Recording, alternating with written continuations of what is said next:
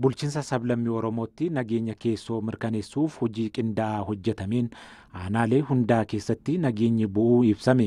Naannoo Amaaraa bulchiinsa sablammii Oromootti marii dhimmoota nageenya irratti xiyyeeffatee gaggeeffameera. Jaarsoliin biyyaa waltajjichaa irratti hirmaatan aanaalee dhufanirraa nageenya mirkaneessuuf qaamolee callisaa waliin qindoominaan hojjechaa jiraachuu ibsaniiru. Humnoonni badii miidhaa fi gidiraa uummata irratti dhaqqabsiisan hawaasni hubachuu isaatiin qaamolee callisaa waliin ta'uun qolachuuf hojii hojjetameen bu'aa fideera jedhaniiru.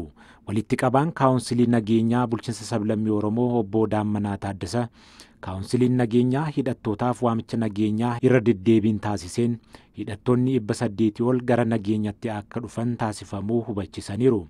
Waamicha nageenyaaf taasifamuu ammallee kan itti fufee ta'uu ibsuun qaamoleen hidhatanii socho'an gara nageenyatti akka deebi'an waamicha taasisaniiru.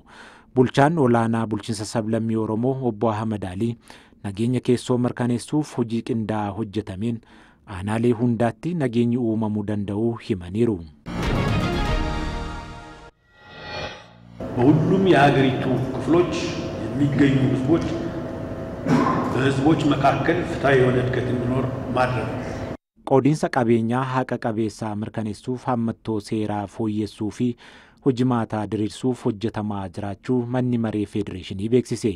Manni marichaa walitti dhufeenya mootummoota gidduutti marii xiyyeeffatee hooggantoota federaalaa fi naannolee waliin magaalaa Adaamaatti marii gaggeesseera. Waltajjii marichaa irratti afayaa'iin mana maree federeeshinii Ageenyaw Tashaagar qoodiinsa qabeenyaa haqa qabeessii akka dhugoomuuf manni marichi hammattoo seeraa adda addaa fooyyessuu fi hojimaataa diriirsaa jiraachuu himaniiru. Keessumaa federaalaa fi naannoleen bulchiinsaa fi qoodiinsa galii waloo deeggarsa guutuu fi seera baajataa kaayyoo murtaa'aa qabanii labsiiwwanii fi dambiiwwan fooyyessuun hojimaanni diriiraa jira jedhaniiru. Fooyya'insa hojimaataa fi seeraa taasifamaniin guddina galii waloo argamsiisuu isaa ibsuun kanaafis qoodiinsa qabeenyaa haqa qabeessaa mirkaneessuuf tattaaffiin taasifamaa jiraachuu ibsaniiru. Marichi qoodiinsa qabeenyaa haqa qabeessaa mirkaneessuuf deeggarsaa fi hordoffii taasisaa jira jedhaniiru. የገቢ እድገት በፌደራልና በክልል መንግስታት መካከል እየተጠናከረ የመጣው የጋራ ርብርብ ውጤት መሆኑን በግልጽ ያሳያል። Imalli badhaadhina keenyaa hawaasa hundaa itti fayyadamaa gochuun mul'ata misooma itti fufiinsaa mirkaneessuudha jedhan itti aanaan muummicha ministeeraa Tamasgeen Xuruuneh. Itti aanaan muummicha ministeeraa Tamasgeen Xuruuneh mootummaan ajandaawwan uummata irratti xiyyeeffatan misooma hammattummaa hojjechaa jira jedhaniiru. Magaalaa Daseetti kan argine hojiilee qonnaa giddugalli bittaa indaastirii fi gamoowwan biddeenni ittiin tolchamuu rakkoo uummata keenyaa guyyuu hiikuuf carraaqii taasifamuu agarsiistuudha jedhaniiru. Faayidaa biyyaalessaa Itoophiyaa kabachisuuf qaamoleen callisaa hundi waloon hojjechuu qabu jedhame. Ajajoota poolisii naannoo Amaaraaf leenjiin ijaarsa dandeettii magaalaa Baahir Daaritti kennamaa jira.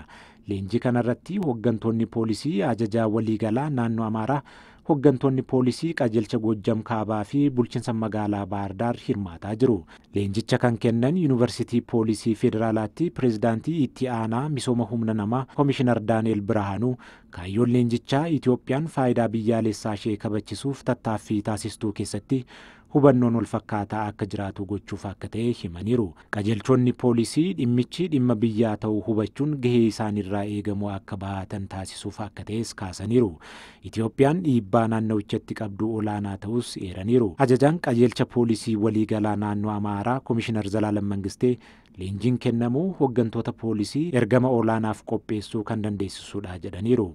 Bulchaan olaanaa naannoo Amaaraa obbo Araggaa Kabbada gama isaaniin Itoophiyaan faayidaa biyyaalessaa ishee kabachisuuf qaama callisaa gahumsa qabu ishee barbaachisaa jedhaniiru. Piroojeektiin ijaarsa daandii asfaaltii Buree Hagamsaa sadarkaa dhumaa kan ta'e hojiin ijaarsa asfaaltii eegalameera. Hojiin daandii asfaaltii Goojjam Lixaa Buree fi Wallagga Bahaa Hagamsa wal qunnamsiisuu yeroo qabameef keessatti akka xumuramuuf hojjetamaa jira. Gaaffii hawaasaa yeroo dheeraa kan ta'e daandiin asfaaltii naannolee gurguddoo lamaan Naannoo Amaaraa fi Oromiyaa wal qunnamsiisuu kun sababa garaagaraan ijaarsa isaa duubatti harkifatee ture. Yeroo ammaa yeroo qabameef keessatti saffisaan xumuruuf hojjetamaa jiraachuu ibsameera.